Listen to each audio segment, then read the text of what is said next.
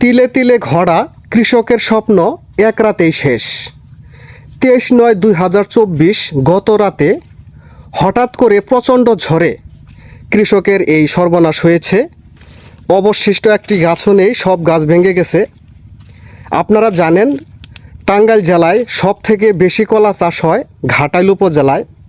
এই ঘাটাইলের কৃষকরা, এমনও কৃষক আছে 1 লাখ 2 লাখ এবং 50,000, 10,000, 5,000 এর নিচে কেউ কলা চাষ করে না।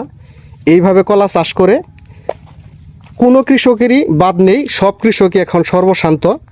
তাদের এই স্বপ্ন একদম বিলীন হয়ে গেছে।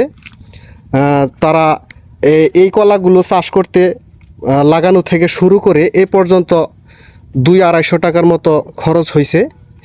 এখন এখান থেকে আসলে চারানা পয়সাও আসবে না, সব